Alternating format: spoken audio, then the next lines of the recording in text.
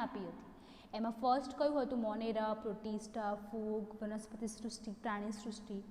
સજીવોને એમને કુલ 5 સૃષ્ટિમાં વિભાજિત કર્યા હતા અને આજે આમાંની આપણે એક સૃષ્ટિ વનસ્પતિ સૃષ્ટિ વિશે આજે આપણે ડિટેલમાં ચર્ચા કરવાના છે કે સજીવોને એમને એ 5 સૃષ્ટિમાં વિભાજિત કર્યા અમુક લક્ષણોને આધારે, પણ હવે એ વનસ્પતિ સૃષ્ટિ જે છે એને કેવી રીતે વર્ગીકૃત કરવામાં આવી કે વેરાયટીઝ ઓફ પ્લાન્ટ્સ જે છે એ અહીંયા બાયોડાયવર્સિટી તમને ખબર છે કેટલી બધી છે, વેરાયટીઝ ઓફ પ્લાન્ટ્સ કેટલા બધા છે, તો આ બધા પ્લાન્ટ્સ જે છે એમને કેવી રીતે વર્ગીકૃત કરવામાં આવ્યા વનસ્પતિ સૃષ્ટિનું આજે આપણે ભણવાના છીએ, ડિટેલમાં ચર્ચા કરવાના છીએ। તો પહેલાંમાં વનસ્પતિઓને જે છે કેવી રીતે વર્ગીકૃત કરવામાં આવ્યું, તો પહેલાંના વર્ગીકરણ પદ્ધતિમાં ફક્ત અને ફક્ત જે છે પર્ણનું સ્થાન કેવું છે, પર્ણનો રંગ કેવો છે, પર્ણોની સંખ્યા કેવી છે, એનો આકાર કેવો છે, એના વગેરે જેવા સંપૂર્ણપણે ઉપર છેલ્લા એટલે કે કહેવાય ને કે મોર્ફોલોજીકલ કેરેક્ટરિસ્ટિક છે બાહ્યાકાર રચનાઓ જે છે એના આધાર ઉપર જે વનસ્પતિઓને વર્ગીકૃત કરવાનું શું કરવામાં આવ્યું? ચાલુ કરવામાં આવ્યું। ફક્ત ને ફક્ત ઉપર છેલ્લા કેરેક્ટરિસ્ટિક, આર્ટિફિશિયલ કેરેક્ટરિસ્ટિક, સુપરફિશિયલ, બરાબર કે લાઈક એનું પર્ણ કેવું છે, એની રચના કેવી છે, એનો આકાર કેવો છે, બરાબર, તો એના આધાર ઉપર જે શરૂઆતમાં સ્ટાર્ટિંગ થઈ વનસ્પતિઓને વર્ગીકૃત કરવાની, બરાબર। તેઓ મુખ્યત્વે વાનસ્પતિક લક્ષણો, બરાબર, એમાં શું છે કે એ જે મુખ્યત્વે વાનસ્પતિક લક્ષણો જે છે વાનસ્પતિક લક્ષણો છે, પુંકેસર ચક્ર કેવું છે એની રચના ઉપર આધારિત હતી, બરાબર। પહેલાંની જે ક્લાસિફિકેશન સિસ્ટમ જે છે એ વનસ્પતિને જ્યારે સ્ટાર્ટ કરવામાં આવે વર્ગીકૃત કરવામાં આવે તો એ વખતે જસ્ટ ખાલી એના જે વાનસ્પતિક લક્ષણો જે છે કેવા છે અને એનું જે પુંકેસર ચક્ર છે એન્ડોશિયમ જે છે એની રચના કેવી છે એના આધાર ઉપર જે છે કરવામાં આવી હતી, બરાબર। લિનિયસ દ્વારા આપવામાં આવેલી જે આ પદ્ધતિ છે ને શું કહેવામાં આવે છે? કૃત્રિમ પદ્ધતિ। શું કહેવામાં આવે છે? કૃત્રિમ પદ્ધતિ। આ જે પ્રોસેસ જે છે બરાબર જે લિનિયસ દ્વારા આપવામાં આવી હતી, બરાબર, કૃત્રિમ પદ્ધતિ છે જે વાનસ્પતિક અને લિંગી લક્ષણોને એક સરખું મહત્ત્વ આપતી હતી, બરાબર, કે પહેલાંના સમયમાં જસ્ટ મોર્ફોલોજીકલ કેરેક્ટરિસ્ટિક ઉપર જ જે છે વનસ્પતિને વર્ગીકૃત કરવામાં આવી અને પ્લસ એ વાનસ્પતિક લક્ષણો અને જે આ લિંગી લક્ષણો છે પુંકેસરના એ બધાને એક કેવું આપતી હતી? સરખું મહત્ત્વ આપતી હતી, બરાબર। એના કારણે જે છે આ પદ્ધતિ સ્વીકૃત થઈ નહીં।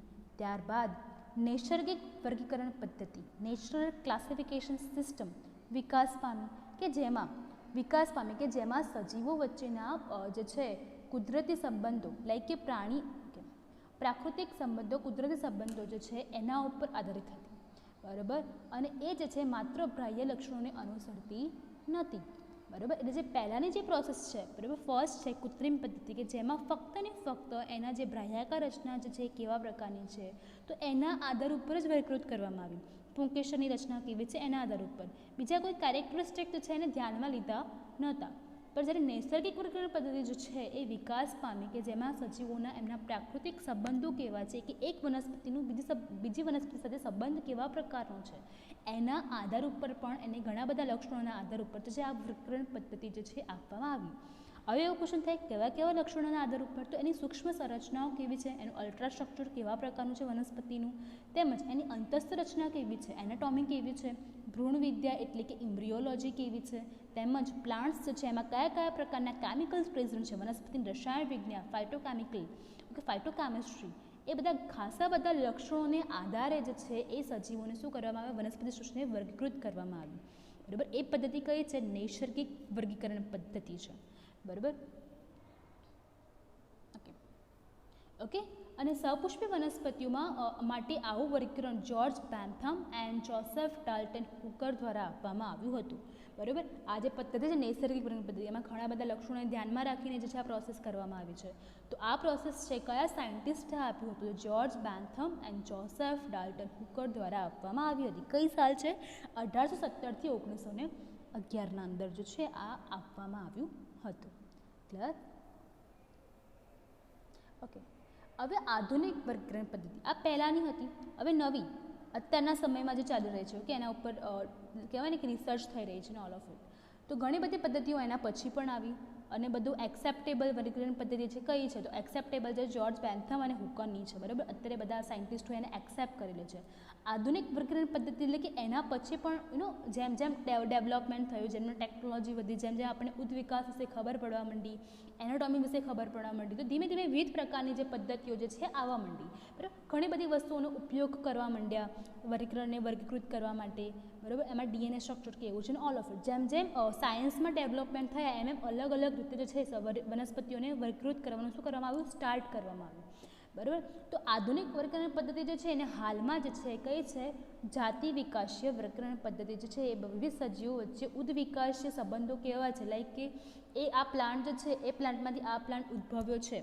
બરાબર, તો ફોઝલ સ્ટડી અત્યારે કેટલું બધું ડેવલપ થઈ છે કે ફોઝલ સ્ટડી જે છે, તો એ બધું ધ્યાનમાં રાખીને જે છે અત્યારે ઉદ્વિકાસીય બેઝ ઉપર મતલબ કે આ પ્લાન્ટમાંથી આ પ્લાન્ટ ફોર્મ થયો છે, તો એના આધાર ઉપર જે છે આખું વર્ગીકરણ કરવામાં આવે. જેમ જેમ ડેવલપમેન્ટ થયા છે ને આપણને બધી ઇન્ફોર્મેશન જે છે મળી રહી છે.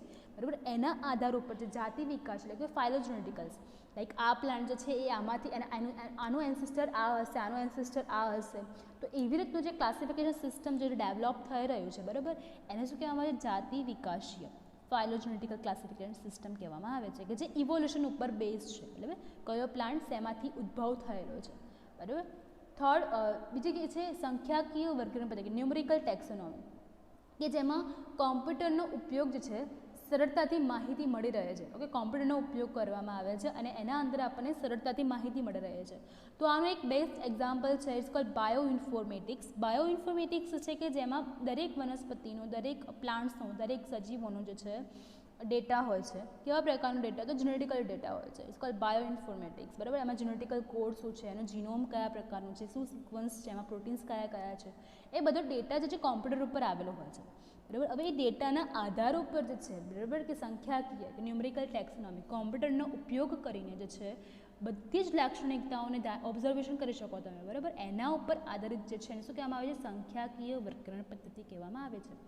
બધા જ લક્ષણોને અને સ્વીકૃત માહિતીના આંકડા, સંખ્યા અને સંકેતો નિર્દિષ્ટ કરે છે. આ રીતે દરેક લક્ષણોનું એક સરખું મહત્ત્વ આપે છે. બરાબર, અને તે સમયે ત્વરિત રીતે 100 જેટલા લક્ષણો નક્કી થઈ શકે છે. બરાબર, એટલે કે જે કોમ્પ્યુટર બેઝ સિસ્ટમ છે એમાં તો બહુ બધી ઇન્ફોર્મેશન હોય, દરેક વસ્તુની જે ઇન્ફોર્મેશન છે દરેકને એક સરખું મહત્ત્વ આપે છે અને એના આધાર ઉપર જે છે આખી જે છે ટેકનિકલ થઈને પછી એનું આખું ક્લાસિફિકેશન કરવામાં આવે છે. હવે શું છે, કોષ વર્ગીકરણ વિદ્યા, સાયટોટેક્સોનોમી. બરાબર, કે જે શેના ઉપર આધારિત થશે, કે રંગસૂત્રોની સંખ્યા કેટલી છે, એની રચના કેવી છે, એનું વર્તનયુક્ત કેવું છે, તો એના આધાર ઉપર જે એક સિસ્ટમ આવે છે કોલ કોષ વિદ્યાકીય માહિતી ઉપર, એટલે કે એને શું કે સાયટોટેક્સોનોમી કહેવામાં આવે છે, જે બેઝ છે કે રંગસૂત્ર, ક્રોમોઝોમ્સની સંખ્યા કેવી છે, એની રચના કેવી છે, એનું વર્તનયુક્ત કેવું છે, એના ઉપર ડિપેન્ડન્ટ છે.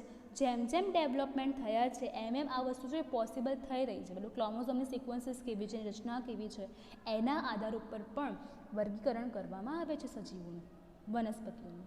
બરાબર, એટલે કે સાયટોટેક્સોનોમી કોષના બેઝડ છે.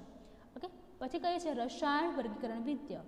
તો એમાં જે છે કે વનસ્પતિઓ જે છે એમાં રસાયણ ઘટકો કયા કયા આવેલા છે, કે વનસ્પતિ જે છે એમાં કયા કયા પ્રકારના કેમિકલ્સ પ્રેઝન્ટ છે, તો એના આધાર ઉપર પણ ઘણા બધા જે છે વર્ગીકરણ પદ્ધતિ આપવામાં આવી છે. પણ આટલી બધી વર્ગીકરણ પદ્ધતિમાં સૌથી એક્સેપ્ટેબલ છે કે જે બધા સાયન્ટિસ્ટોએ એક્સેપ્ટ કરી છે એ સાયન્ટિસ્ટની શું છે, બેન્થમ એન્ડ હુકરની છે. બરાબર, જ્યોર્જ બેન્થમ એન્ડ હુકરની ક્લાસિફિકેશન સિસ્ટમ છે એ સ્વીકૃત છે, દરેક સાયન્ટિસ્ટોએ સ્વીકૃત કરેલી છે. ઓકે, વનસ્પતિ સૃષ્ટિના અંદર. ઓકે, હવે જોઈશું આપણે કે લીલના સામાન્ય લક્ષણો અને એના પ્રકારો વિશે નોંધ લખો.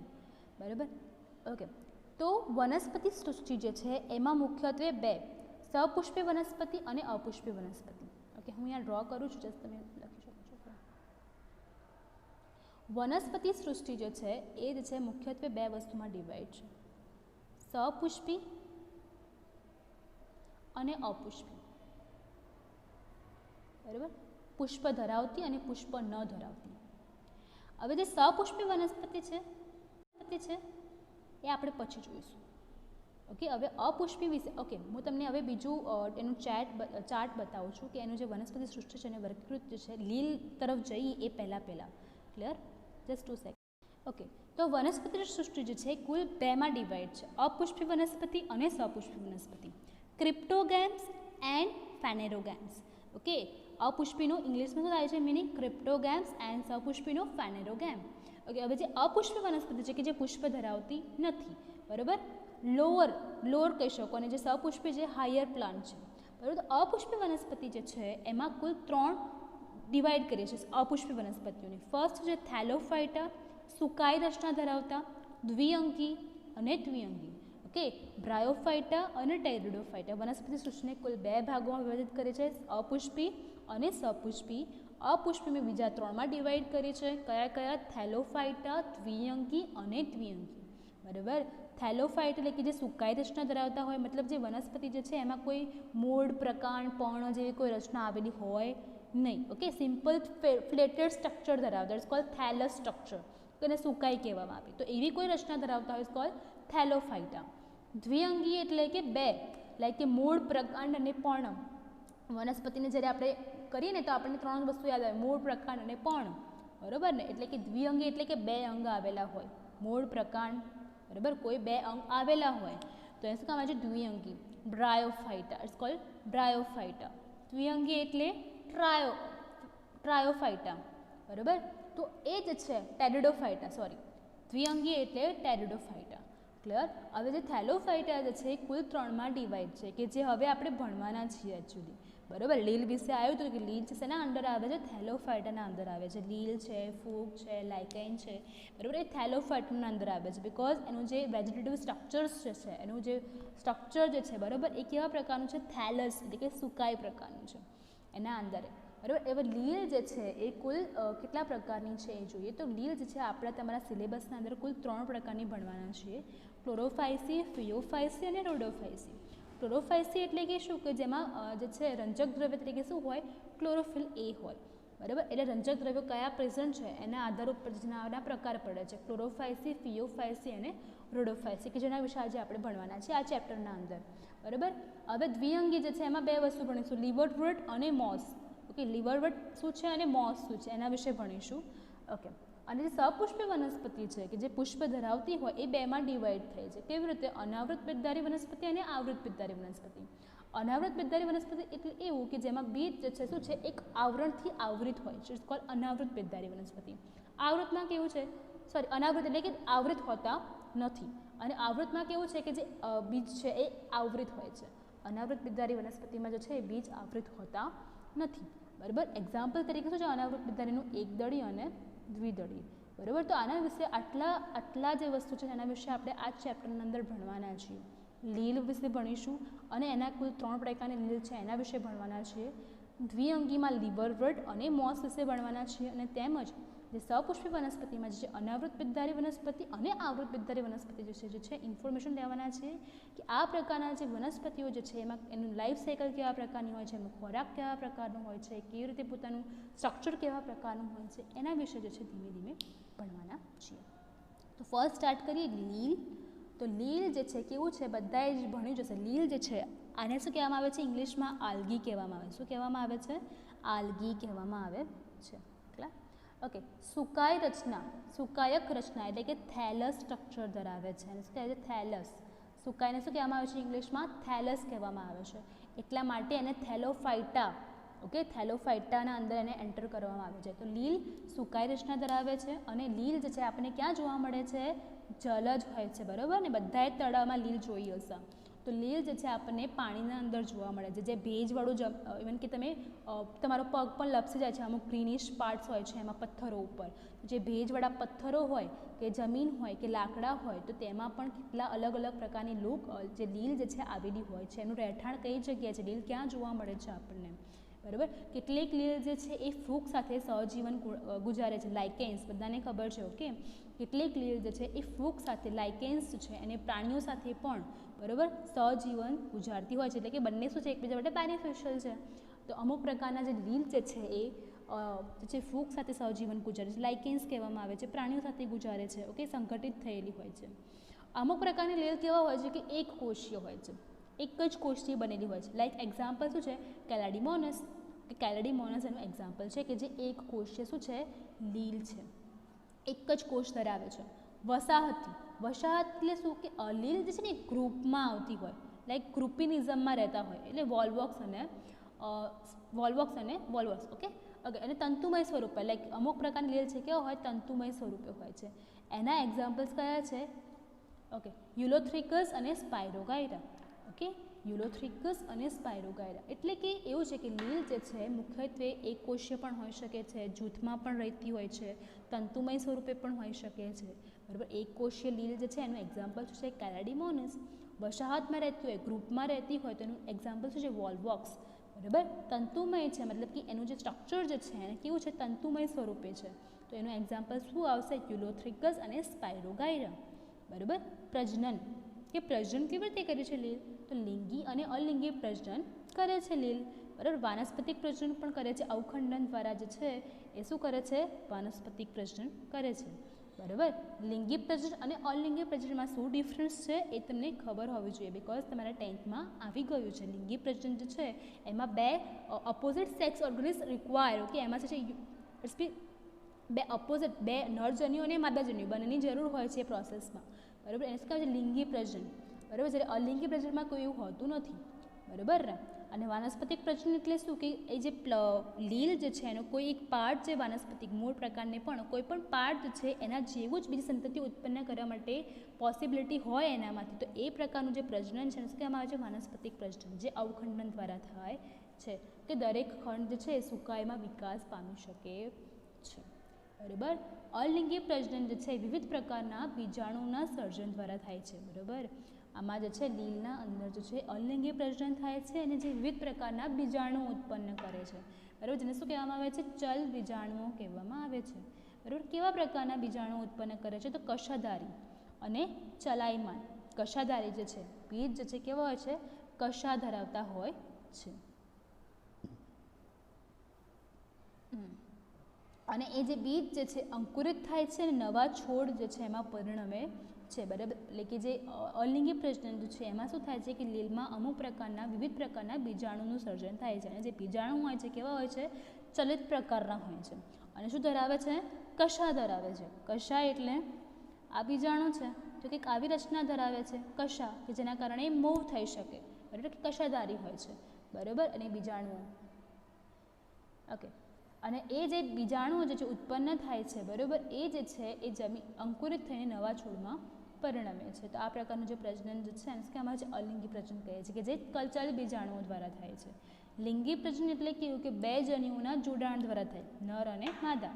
ઓકે, તો એ બે જન્યુઓના જોડાણ દ્વારા જે પ્રજનન થાય છે તો એમાં શું હોય છે? તો એમાં જે છે બે પ્રકારનું, એક તો કશાધારી અને કદમાં કેવા હોય? એક સરખા હોય. લાઈક કે બે જન્યુઓ છે, નર અને માદા છે, તો કદમાં કેવા હોય?